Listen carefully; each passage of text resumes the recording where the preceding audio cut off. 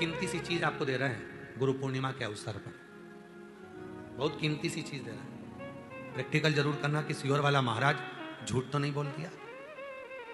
बहुत कीमती सी चीज है, पर हर जगह पर उसको प्रयोग मत करना, हर जगह पर उसका प्रयोग मत करना। उसका प्रयोग करना जब बहुत ज्यादा उलझन में हो, बहुत टेंशन में हो, बहुत तकलीफ में हो, और तुमसे कोई भिड़ रहा है, तुम्हारे ऊपर आक्षेप कर रहा है, तुमको बहुत तकलीफ दे रहा है, और उस समय पर तुम अगर कुर्सी पर बैठे हो, सोफे पर बैठे हो, सिंहासन पर बैठे हो, तो अपने पुरुष अपने सीधे पांव का और महिला अपने उल्टे पांव का अंगूठा पृथ्वी पर टिकाकर अशोक सुंदरी का स्मरण कर ले।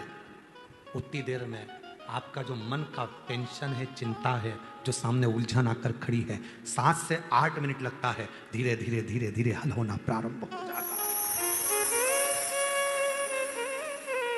मां त्रिपुरा सुंदरी जब माता अशोक सुंदरी के स्वरूप का दर्शन करी, मां त्रिपुरा सुंदरी जब मां अशोक सुंदरी के स्वरूप का दर्शन करी, विद्या महाविद्या माता त्रिपुरा सुंदरी स्वरूप का दर्शन करी, अशोक सुंदरी। और किस समय पर दर्शन करा? जब मां पार्वती की गोद में माता अशोक सुंदरी बैठी हुई थी, और माता पार्वती जी की गोद में जब अशोक सुंदरी बैठी हुई थी, और त्रिपुरा सुंदरी को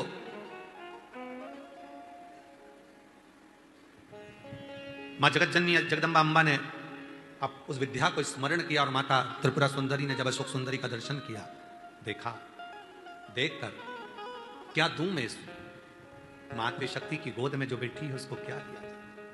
त्रिपुरा सुंदरी जी कहती हैं कि हे देवी अशोक सुंदरी, तुम मेरे त्रिपुरारी की पुत्री हो, और मैं त्रिपुरा सुंदरी मेरे त्रिपुरारी का स्मरण कर कर कहती हूं, संसार का कोई मनुष्य जब अपने पैर के अंगूठे को भूमि पर स्पर्श करेगा, उस समय पर पंजा एड़ी सब ऊपर होता है, अंगूठा केवल थोड़ा सा अंगूठा पांव का स्पर्श होता है, उस समय पेड़ी ऊंची, पंजा ऊपर, पांव का नीचे का जो भाग, खड़ा भाग नहीं, नीचे का भाग भूमि पर स्पर्श होता है। और उस समय पर जो अशोक सुंदरी तुम्हारे नाम का स्मरण करेगा और जो उस स्मरण में पाएगा, त्रिपुरा सुंदरी कहती है मैं स्वयं त्रिपुरा सुंदरी उसकी उलझनों को समाप्त कर कर उसकी जीवन को खुशियों से भर। ये त्रिपुरा कह रही है, ये विद्या कह रही है, मां त्रिपुरा सुंदरी।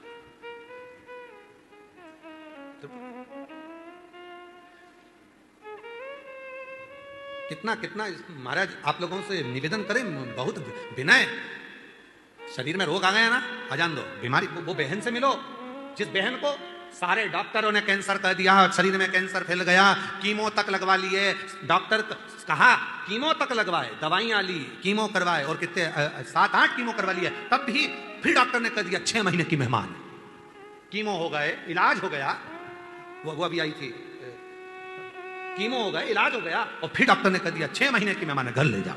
घर ले गए, विचार करा, एक बार सीहोर आए, रुद्राक्ष लिया, कंकर शंकर पूजन कर ली, घर गए, लोटा भर के जल चढ़ाना प्रारंभ करा, जल पीना प्रारंभ करा, रुद्राक्ष का जल लेना प्रारंभ करा, फिर विचार करा अब एक बार दिल्ली जांच करा लेते हैं। फाइल लेकर दिल्ली पहुंच गए, और दिल्ली के कैंसर हॉस्पिटल में जैसे ही फाइल दी, और डॉक्टर ने जैसे ही फाइल देखा, जांच करी, और जो जांच करना प्रारंभ करी, अंदर से पानी निकालकर जो जांच करना प्रारंभ करी, तो डॉक्टर ने सारी फाइल नील कर दी। शरीर में एक रत्ती का भी कैंसर नहीं है, पूरा कैंसर समाप्त है, कोई कैंसर।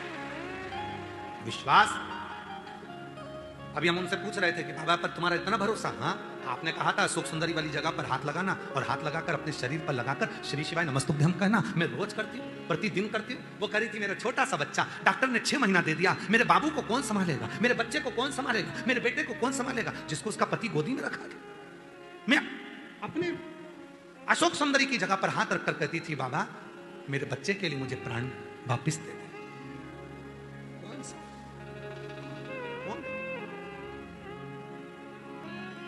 महाराज वो तो आज का समय हो गया जो कई मंदिरों में भगवान शंकर के शिवलिंग को स्पर्श नहीं करने देते, कई मंदिरों में भगवान शंकर के शिवलिंग को स्पर्श नहीं करने देते। शिव पुराण की कथा कहती है जब स्त्री हो, पुरुष हो, बेटी हो, बेटा हो, स्वस्थ हो, बीमार हो, पशु हो, पक्षी हो, जानवर हो, चाहे जलचर हो, चाहे थलचर हो, चाहे वायुचर हो, जब किसी शिवलिंग का स्पर्श करते हैं और याद करते हैं, उसी समय से संकट कटना प्रारंभ हो जाता है। स्पर्श, मात्र स्पर्श। क्यों करा जाता है पूर्णिमा का व्रत? पूर्णिमा का व्रत करने का कारण क्या है बताइए? आप इतने सालों से कर रही हो, कई माताएं कर रही होंगी पूर्णिमा का व्रत। एक समय फलाहार करती हैं, एक समय भोजन करती हैं। भोजन में खीर का होना जरूरी होता है पूर्णिमा के व्रत में।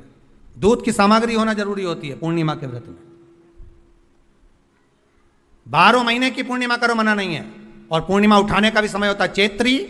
चैत्र के महीने की जो पूर्णिमा होती है, चैत्री पूर्णिमा पहली पूर्णिमा मानी जाती है, इसलिए चैत्री पूर्णिमा को सिद्ध पूर्णिमा कहते हैं, कार्य सिद्धात्री पूर्णिमा कहते हैं,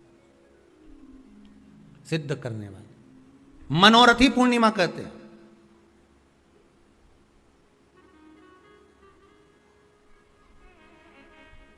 मनोरथी पूर्णिमा। इसलिए पूर्णिमा का व्रत कहां से उठाया जाता है? चैत्र के महीने की पूर्णिमा से पूर्णिमा का व्रत उठाया जाता है कि मैं महीने की पूर्णिमा करूंगी तो चैत्र पूर्णिमा से उसको उठा लिया जाता है। पर उसका एक नियम रहता है, आप फलाहार करें अपनी जगह पर है, पर एक समय भोजन कर रहे हैं वो अपनी जगह पर। भोजन के साथ में मीठे के साथ थोड़ा दूध की सामग्री होना जरूरी होती है। और क्यों करते हैं पूर्णिमा का व्रत? किस लिए किया जाता है, क्यों करा जाता है, उसका व्याख्यान वर्णन शिव महापुराण के अंतर्गत स्कंद पुराण में लिखा गया। स्कंद पुराण में वर्णन किया है श्री वेद व्यास जी महाराज ने।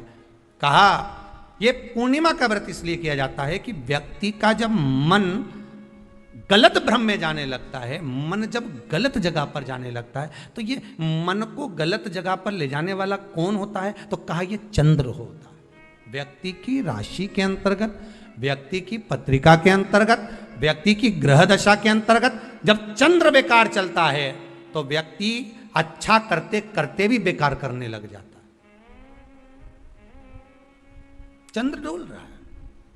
कई माताएं कहती हैं गुरुजी हमारे बेटे को आशीर्वाद दीजिए, बहुत गलत संगत में जा रहा है। मतलब समझ जाना कि चंद्र गड़बड़ जा रहा है।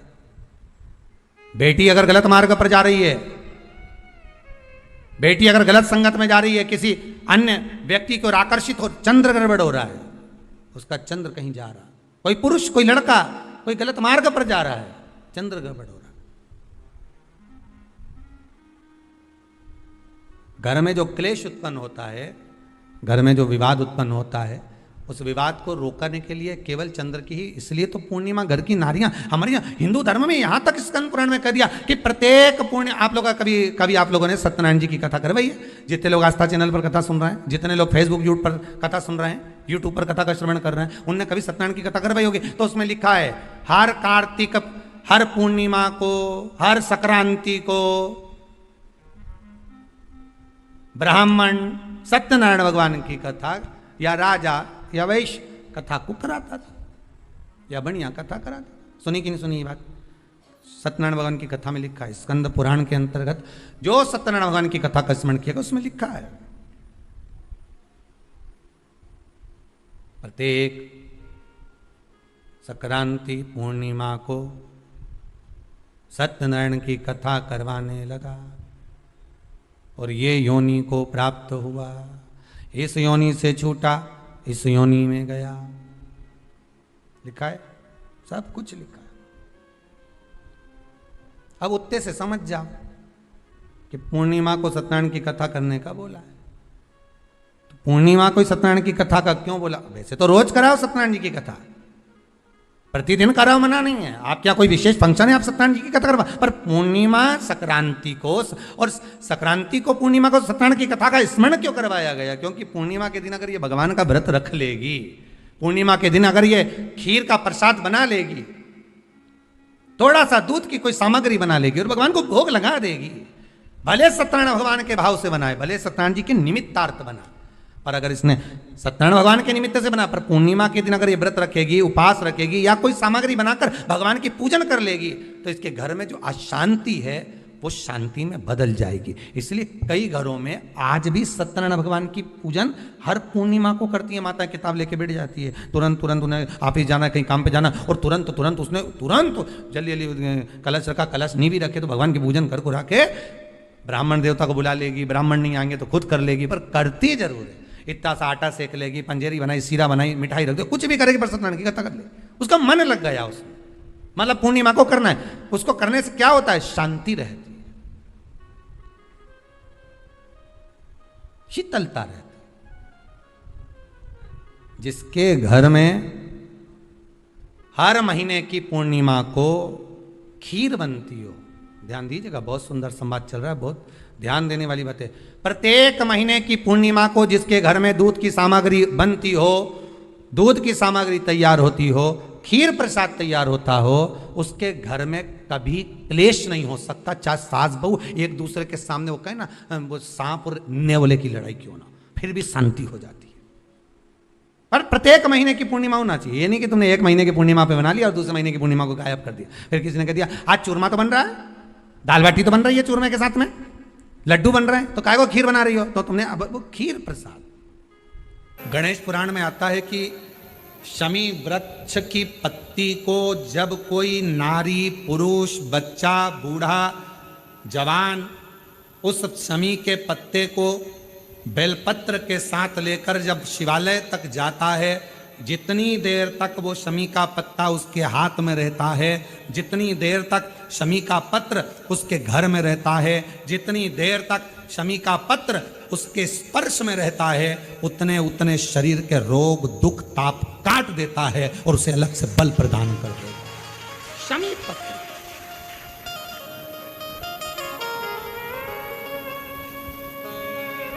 जब व्यक्ति का विल पावर डाउन होता है ना, उसको लगता है ये होगा कि नहीं होगा, होगा कि नहीं होगा, उसको 5 मिनट शमी वृक्ष के नीचे चले जाना चाहिए, 5 मिनट, इससे ज्यादा नहीं, या शमी की पत्ती को रख लेना चाहिए। पहले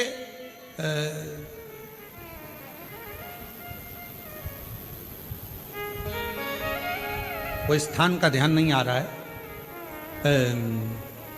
स्मरण में, पहले एक नियम चलता था, आप लोगों के जिंदगी में भी, आपका भी बुढ़ापा आया होगा, आप भी युवान अवस्था में आए होंगे, कभी तो स्कूल गए होंगे, कभी तो पढ़ने गए होंगे।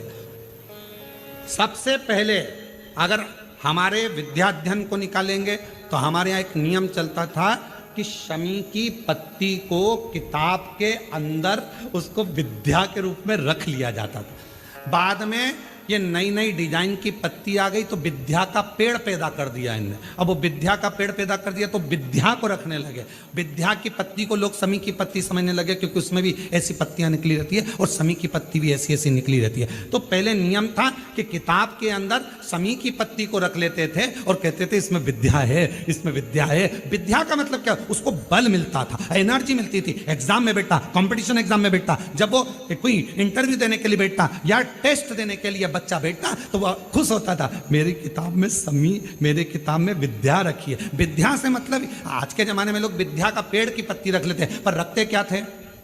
जम के बोलो, शमी की पत्ती रखी क्या जाती थी? शमी की पत्ती। और वो शमी की पत्ती क्या देती थी? उस बच्चे को बल देती थी, एनर्जी देती थी। डामाडोल नहीं होगा, टेंशन मत लेना, विल पावर कमजोर नहीं होगा। पत्ती रखी है शमी की, उसके नजदीक में है, शमी बल देती है।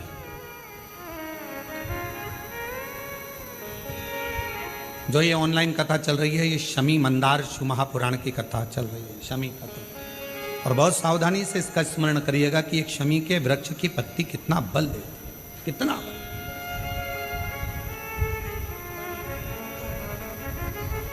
शायद आप लोगों में भी कोई ना कोई तो ऐसा होगा जिसने बचपन में विद्या की पत्ती रखी होगी। वो विद्या की पत्ती बाद में आई होगी, पहले थी वो शमी की पत्ती। कौन कौन ने रखी? जरा हमने तो रखी, हमने भी रखी। वो पत्ती तोड़ कर रख लेते थे, उसमें विद्या बढ़ेगी, विद्या बढ़ेगी। विद्या बढ़े मतलब बल बढ़ेगा, अपने अंदर एनर्जी आ, बल। अब उसको लोग आजकल विद्या की पत्ती अलग से आने लगी तो लोग उसको विद्या की पत्ती तोड़ने लगे, नहीं तो रखते थे वो शमी की। और मैंने तेरे ही भरोसे बाबा, तेरे ही भरोसे हवा बिच उड़ती जावानी बाबा, डोर हटो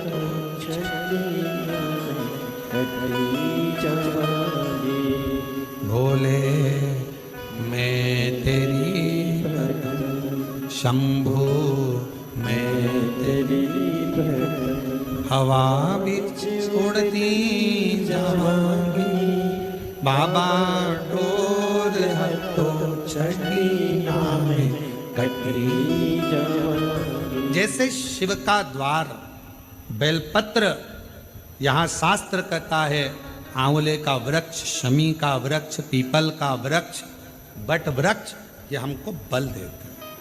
बल होता है ओम नमः शिवाय। अब शिवपुराण क्या कर रही है कि नमः शिवाय के साथ में ओम का नाद स्त्री नहीं कर सकती, तो स्त्री के लिए क्या कहा गया, नमः।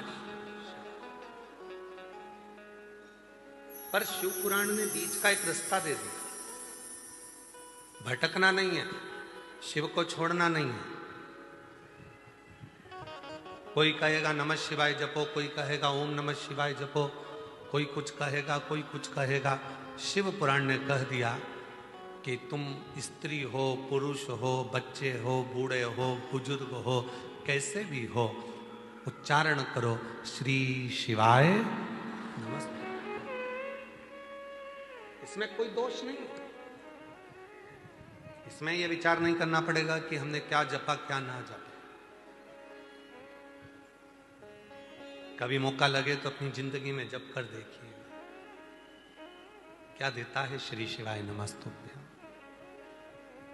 श्री का मतलब होता है लक्ष्मी, श्री का मतलब होता है राधा, श्री का मतलब होता है सीता, श्री का मतलब होता है वैभव, श्री का मतलब होता है पार्वती, श्री का मतलब होता है सरस्वती, श्री का मतलब होता है श्री विद्या, श्री का मतलब होता है त्रिपुरा सुंदरी, श्री का मतलब होता है ललिता, श्री का मतलब होता है बगलामुखी, श्री का मतलब होता है कमला, श्री का मतलब होता है धूमावती, श्री का मतलब होता है जो साक्षात जगत को भंडार देने वाली जो अन्नपूर्णा है, वो श्री है। और जब हम श्री शिवाय नमस्तुभ्यम बोलते हैं तो संसार की कुल देवी, सारी देवी, जितनी शक्तियां हैं, सबको नमन करते हुए शंकर का नाम लेकर प्रणाम करते हैं, तो हमारे अंदर एक ऊर्जा, वैभव की प्राप्ति, धन की प्राप्ति होती है, संपदा की प्राप्ति होती है, वैभव की प्राप्ति। श्री शिवाय नमस्तुभ्यं, श्री शिवाय नमस्तुभ्यं, श्री शिवाय नमस्तुभ्यं, श्री शिवाय नमस्तुभ्यं, श्री शिवाय नमस्तुभ्यं, श्री शिवाय नमस्तुभ्यं, श्री शिवाय नमस्तुभ्यं, श्री शिवाय नमस्तुभ्यं।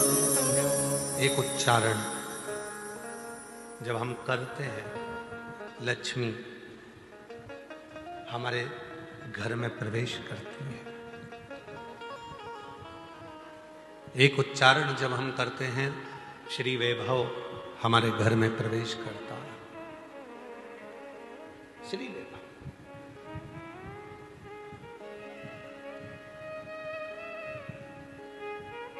केवल कथा नहीं सुन के आई, शिव पर भरोसा कर कर आई, विश्वास कर कर आई। आज सवेरे एक माता जी कह रही थी, गुरुजी हम एक प्रवचन सुन रहे थे, उस प्रवचन में महाराज जी कह रहे थे कि अपने को खाने से पहले पति को खिलाना चाहिए। तो हमने कहा महाराज जी ने क्या क्या खिलाने का बोला? तो कहा भोजन अपन करो, उससे पहले पति को कराओ। तो हमने कहा ये तो सत्य है, उसमें क्या दिक्कत, उसमें क्या तकलीफ है?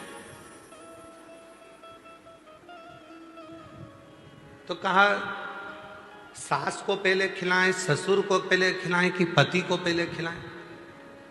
तो हमने कहा सबसे पहले घर में सास भी भोजन नहीं करेगी सबसे पहले घर का जो बुजुर्ग ससुर होता है, बूढ़ा बाप होता है, सबसे पहले भोजन उसको दीजिए। फिर आप अपनी सास को भी भोजन दोगी ना तो सास मना कर देगी, मुझे नहीं, पहले मेरे छोरे को लगा, बेटे को लगा, फिर मैं भोजन कर लूंगी। वो खुद कर।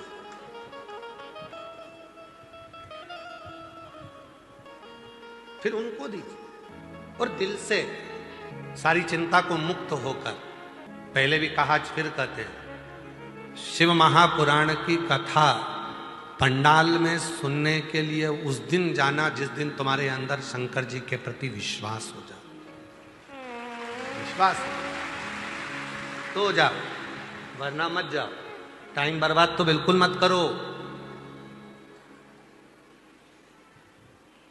जिस दिन तुम्हारा विश्वास पूर्ण हो जाए कि हाँ मैं शिव पुराण की कथा सुनूंगी और बाबा मेरी झोली भरेगा, विश्वास है तो शिव पुराण की कथा में जाओ, वरना फिर अपने घर पर बैठो और आइसक्रीम बना बना के फ्रिज में रख के खूब खाओ।